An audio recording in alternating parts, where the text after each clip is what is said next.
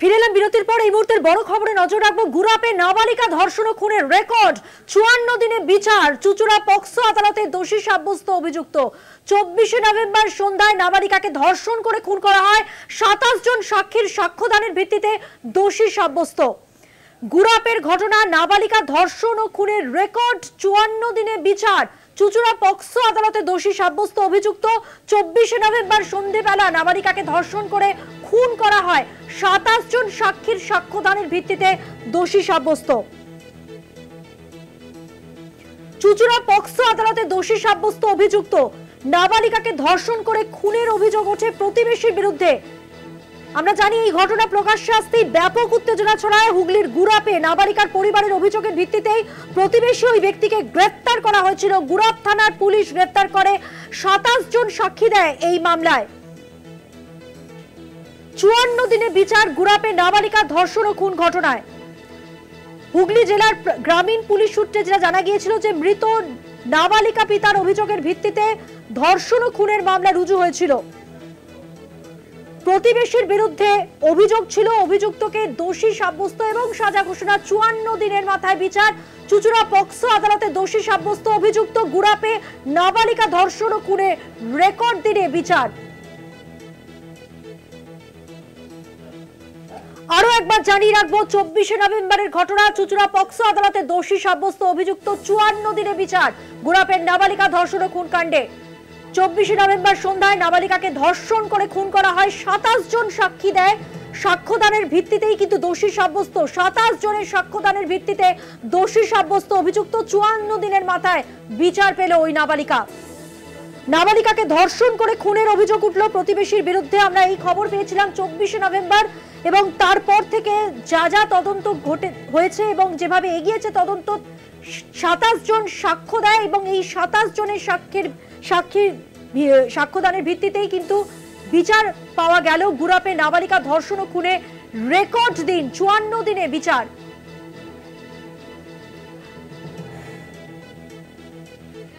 হুগলি জেলার গ্রামীণ পুলিশ সূত্রে যেটা জানা গেছিল যে মৃত নাবালিকা তার পিতার অভিযোগের ভিত্তিতেই ধর্ষণ ও খুনের মামলা রুজু হয়েছিল। 54 দিনের মাথায় বিচার। অভিযুক্তকে দোষী সাব্যস্ত। গুরাপে নাবালিকা ধর্ষণ ও খুনের রেকর্ড দিনে বিচার।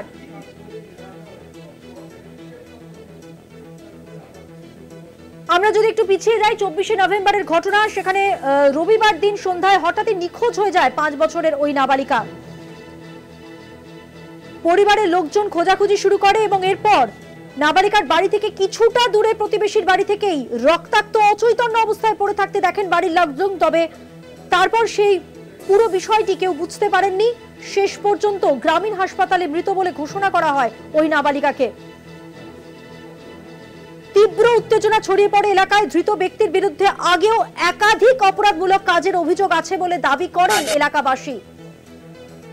ওই ব্যক্তিকেই অভিযুক্ত যে ব্যক্তি, তাকেই দোষী সাব্যস্ত। 54 দিনে বিচার গুরাপে নাবালিকা ধর্ষণ ও খুনে।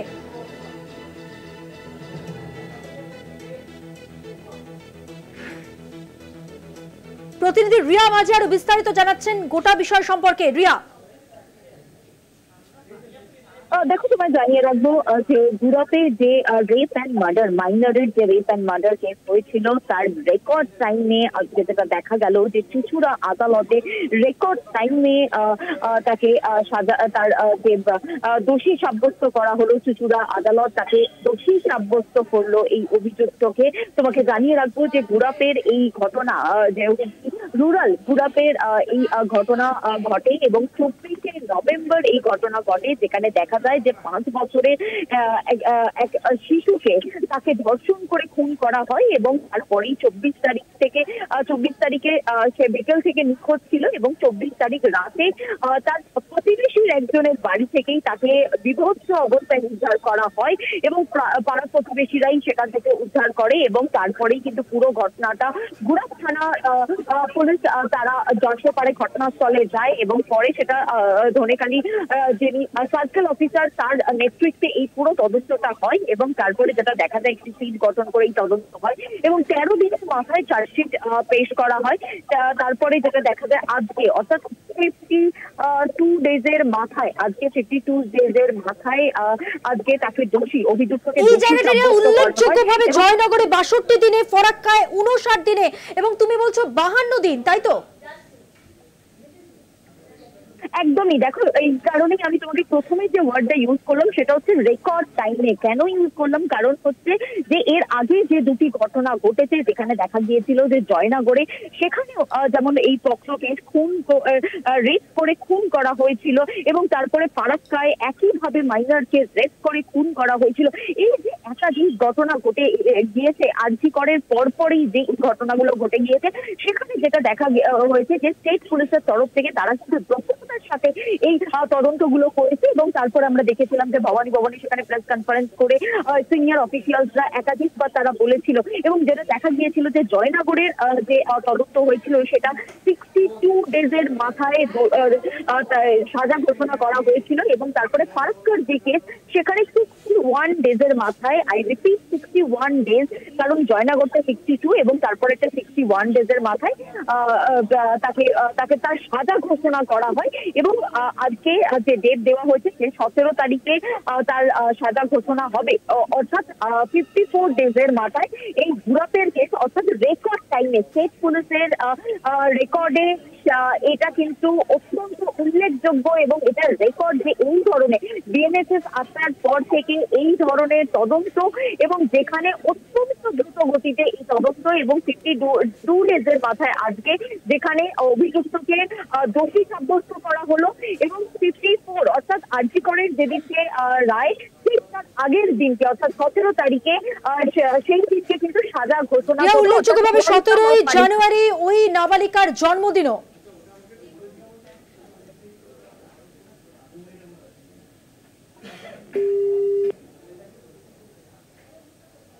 যান্ত্রিক কারণে যোগাযোগ বিচ্ছিন্ন। আরো একবার জানিয়ে রাখবো এই মুহূর্তের বড় খবর, গুরাপের নাবালিকা ধর্ষণ ও খুনের রেকর্ড দিনে বিচার।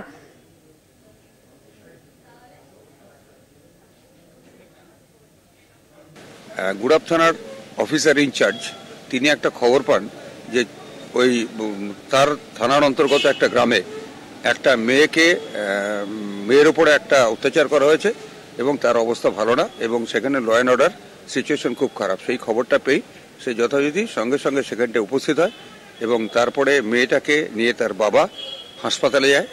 হাসপাতালে যাওয়ার পরে মেয়েটাকে দেখা যায় যে সে মৃত অবস্থায় এসছে। সঙ্গে সঙ্গে একটা এফআইআর হয়, এবং এফআইআর হওয়ার পরে সেই 24 তারিখ রাত্রেই যথোপযুক্ত সেকশনে, পক্সো আইন এবং অন্যান্য বিএনএসের অন্যান্য আইনে যথাযথ সেকশনে মামলা শুরু হয়। এবং সবচেয়ে বড় কথা হচ্ছে সেদিনটা 24 তারিখটা বুঝতেই পারছেন রাত হয়ে গেছে। 24 তারিখ থেকে যদিও ইনভেস্টিগেশনটা শুরু হলো, কিন্তু প্রকৃতপক্ষে ইনভেস্টিগেশন শুরু হয় 25 তারিখ থেকে, এবং এই কেসটা তদন্তভার গ্রহণ করা হয়, তদন্তভার দেওয়া হয় সিআই সার্কেলের যে আইসি। কিন্তু সেটা বড় কথা না, সেই তদন্তটার জন্য এসপি সাহেব শ্রী কামনাশীষ সেন সাহেব তিনি একটা সিট গঠন করেন, এবং তার লিডারশিপে এবং সুপারভিশনে ছিলেন অ্যাডিশনাল এসপি এবং ডিএসপি ডিএনটি বক্সি সাহেব, এবং তারা সবাই মিলে একটা সুন্দর তদন্ত করেছে। এবং আমি এতদিন ধরে এত মামলা করেছি, আপনারা জানেন পুলিশের এত নিশ্চিদ্র তদন্ত এবং এত দ্রুত তদন্ত আমি এই প্রথম পেয়েছি। এবং আপনাদের আরও জানিয়ে রাখি যে বিএনএস অ্যাক্টে আজকে আপনারা বুঝতে পারছেন যে 24/11 ঘটনা পুলিশ চার্জশিট দিয়ে দিল, 7 তারিখে চার্জশিট তৈরি করলো, 9 তারিখে, কারণ রোববার দিন ছুটি ছিল, তারপরের দিন পক্সো কোর্ট বন্ধ, 9 তারিখে সেই চার্জশিট করে জমা পড়লো, 11 তারিখে সেটার কপি দেওয়া হলো আসামির কাছে, এবং সেদিনকে আমি চার্জ ফ্রেম করলাম ঠিক অ্যাপ্রোপ্রিয়েট সেকশনে। এবং তারপরে ডিফেন্সের থেকে 7 দিন টাইম চেয়েছিল, যেটা খুব স্বাভাবিক ব্যাপার, কারণ অত বড় কেস ডিফেন্সকে তৈরি করতে হবে। ডিফেন্সের সেই 7 দিন টাইমটা কোর্ট মঞ্জুর করেছিলেন। তারপরেই শুরু হয়ে গেল আমাদের ট্রায়াল, এবং আপনারা ভাবতে পারবেন না যে 24 তারিখের মধ্যে আমি ইনক্লুডিং আরও সমস্ত সাক্ষী কমপ্লিট করেছিলাম। এখানে মোট আমরা সাক্ষী দিয়েছি হলো 27 জনকে সাক্ষী দিয়েছি, 27 না 28 হবে বোধ হয়, এনিওয়ে 27 জন সাক্ষী আমরা দিয়েছি মোট। এবং তারপরে আপনারা বুঝতে পারছেন তারপরে বড়দিনে বন্ধ পড়ে গেল, সেই 7 দিনটা চলে গেল। এবং তৎসত্ত্বেও এটাই বোধহয় যতদূর আমার মনে পড়ছে এই নতুন যে আইনটা হয়েছে বিএনএসএ, তাতে এটাই ভারতবর্ষের দ্রুততম বিচার পর্ব শেষ হলো। আমাদের যে মহামান্য আদালত বক্সো কোর্টের চন্দ্রপ্রভাত চক্রবর্তী, তিনি অসাধারণ দক্ষতার সঙ্গে এই মামলাটা নিপুণভাবে খুব তাড়াতাড়ি বিচার পর্ব শেষ করেছেন। আজকে আসামিকে দোষী সাব্যস্ত করা হয়েছে এবং আগামী 17 তারিখে তার সাজা ঘোষণা হবে। দেখুন, যা কেসটা হয়েছে, যেভাবে মেয়েটাকে রেপ করে মার্ডার করা হয়েছে, তার সায়েন্টিফিক এবং মেডিকেল এফএসএল সমস্ত এবং প্রকৃত অর্থে প্রত্যেকটা সাক্ষীর সাক্ষ্য অনুযায়ী এ কেসে আমি তো চাইব মৃত্যুদণ্ড। দেখুন, বিচারক সাজাটা দেবেন বিচারক, সেটা পুরোটাই তার ব্যাপার, ও ব্যাপারে আমি কিছু বলতে পারি না। তবে আমার যেটা বক্তব্য, যে এই কেসের আমি সর্বাঙ্গভাবে প্রমাণ করতে পেরেছি, সুতরাং মৃত্যুদণ্ড হবে যথাযথ সাজা। এবং আমি আপনাদের জানিয়ে রাখি যে এত দ্রুততার সঙ্গে এই মামলাটা করতে পারার জন্য আমি নিজেও খুব আনন্দিত। আমি আমাদের মহামান্য মুখ্যমন্ত্রী এবং মহামান্য আইনমন্ত্রীর কাছে কৃতজ্ঞ। তারা আমার পরে আস্থা রাখতে পেরেছিলেন এবং তাদের সেই আস্থাটা তারা যে রেখেছিলেন সেটা আমি পূরণ করতে পেরেছি বলে আমি ভীষণ আনন্দিত। এটাই আমার বক্তব্য আছে। এই ধরনের কেসে যেভাবে দ্রুত তদন্ত শেষ করে খুব নজিরবিহীনভাবে একটা সমাজের কাছে একটা বার্তা যাবে, বিরাট বার্তা, বিশাল বার্তা। সমাজের কাছে বার্তা যাবে না? আপনি চিন্তা করতে পারেন কি অমানসিক পরিশ্রম পুলিশ এটা কেসটা করেছে। আপনি ভাবুন, 24 তারিখ রাত্রের ঘটনা, ইনভেস্টিগেশন করার সময় পাচ্ছে কবে? 25 তারিখ থেকে। 25 তারিখ থেকে 7 তারিখের মধ্যে ইনভেস্টিগেশন কমপ্লিট এবং 9 তারিখে চার্জশিট দেওয়া হলো। তারপরে সঙ্গে সঙ্গে 2 দিন সময় দেওয়া হলো, আসামিকে দেওয়া হলো, তার কপি সার্ভ করা হলো, ট্রায়াল শুরু হলো। 7 দিন টাইম চলে গেল, ডিফেন্স চেয়েছিল, এবং 7 দিন চলে গেল কিসে না আমার বড়দিনের বন্ধ। তাহলে এই 7-7 14 দিন যদি বাদ দেন, তাহলে ভাবতে পারেন কত দ্রুততার সঙ্গে এই মামলাটা করা হয়েছে। 52 দিনের মাথায় কেসটা নিষ্পত্তি। অনেক ধন্যবাদ আপনাকে। সরকারি আইনজীবীর বক্তব্য শুনলাম। 52 দিনের মাথায় এই পুরো মামলার নিষ্পত্তি। গুরাপে নাবালিকা ধর্ষণ ও খুনের রেকর্ড, 54 দিনে বিচার, 17 তারিখ সাজা ঘোষণা। আরো একবার জানিয়ে রাখবো, এখনো পর্যন্ত রেকর্ড দিনে বিচার। গুরাপের ঘটনায় নাবালিকা ধর্ষণ ও খুনের রেকর্ড দিনে বিচার।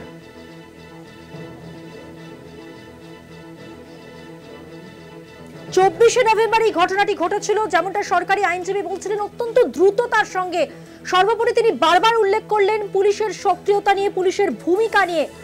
মাঝে অনেকটা সময় ছুটি ছিল, কিন্তু কিভাবে এই তদন্ত এগিয়েছে এবং কিভাবে মামলাতে 27 জন তারা সাক্ষী দিয়েছেন এবং এই সাক্ষ্য গ্রহণের ভিত্তিতেই কিন্তু শেষ পর্যন্ত 54 দিনে বিচার। গুরাপের নাবালিকা ধর্ষণ ও খুনে রেকর্ড দিনে। আমরা জয়নগরের ঘটনা দেখেছি, আমরা ফারাক্কার ঘটনা দেখেছি, এই ক্ষেত্রে 52 দিনে দোষী সাব্যস্ত।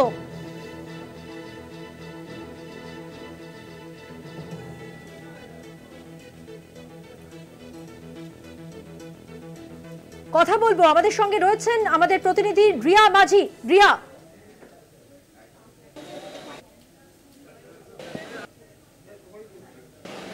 24শে নভেম্বর গুরাপে যে ঘটনাটি ঘটে, যেখানে একজন 5 বছরের শিশুকে খুন করা হয় এবং তাকে রেপ করে খুন করা হয়, সেই ঘটনায় যেটা দেখা গেল যে একদম রেকর্ড টাইমে, অর্থাৎ 52 দিনের মাথায় তার সাজা, যে তাকে দোষী সাব্যস্ত করা হলো। অভিযুক্ত অশোক সিংহ, তাকে দোষী সাব্যস্ত করা হলো এবং একই সঙ্গে তোমাকে জানিয়ে রাখবো যে 54 ডেজের মাথায়, অর্থাৎ 17ই জানুয়ারি তার সাজা ঘোষণা, অর্থাৎ কোয়ান্টাম অফ পানিশমেন্ট তার ঘোষণা করবে চুচুড়া আদালত। এবং তোমায় জানিয়ে রাখবো যে 24শে নভেম্বর যে মারাত্মক ঘটনাটি ঘটেছিল, যেখানে হুগলির রুরাল, যেখানে গুরাপে এই ঘটনাটি ঘটেছিল, সন্ধ্যে থেকেই এই যে শিশু সে নিখোঁজ ছিল এবং তারপরেই যখন তার বাবার নজরে আসে, তাকে খুঁজতে আরম্ভ করে তার পরিবারের তরফ থেকে। এবং তারপরেই যেটা জানা যায় যে সে বাইরে গিয়েছিল খেলার জন্য এবং বিকেলে সে বেরিয়েছিল, তারপর থেকে তাকে খুঁজে পাওয়া যাচ্ছিল না।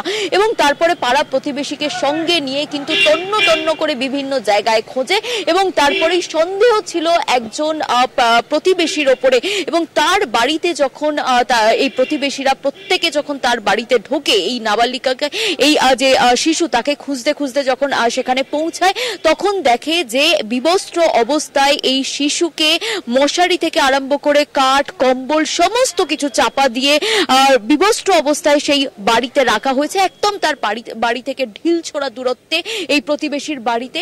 এবং তারপরেই সেই প্রতিবেশীকে আটক করে জিজ্ঞাসাবাদ করা হয় প্রথমে গুড়াপ থানায়, সেখানে অভিযোগ দায়ের হয় এবং তারপরে ধনেখালির যে সার্কেল অফিসার তার নেতৃত্বে এই পুরো তদন্তটা হয় এবং সেই তদন্তের পর যেটা দেখা যায় যে 13 দিনের মাথায় চার্জশিট দেওয়া হয়। একদম রেকর্ড টাইমে বিএনএসএস আসার পর থেকে কিন্তু রেকর্ড টাইমে 13 দিনের মাথায় এই ধরনের ঘটনা, যেখানে রেপ করে খুন করা হয়েছে একজন শিশুকে, 5 বছরের একজন শিশুকে, সেখানে অত্যন্ত দক্ষতার সঙ্গে এই তদন্ত করেছে পুলিশের, সেটা কিন্তু বলাই বাহুল্য। এবং তারপরেই যেটা দেখা যায় যে 13 দিনের মাথায় যখন চার্জশিট দেওয়া হয় তারপরেই 52 ডেজ, আজকে কিন্তু 52 দিন, এবং সেই 52 দিনের মাথায় অভিযুক্ত যে দোষী তাকে দোষী বলে সাব্যস্ত করা হয়।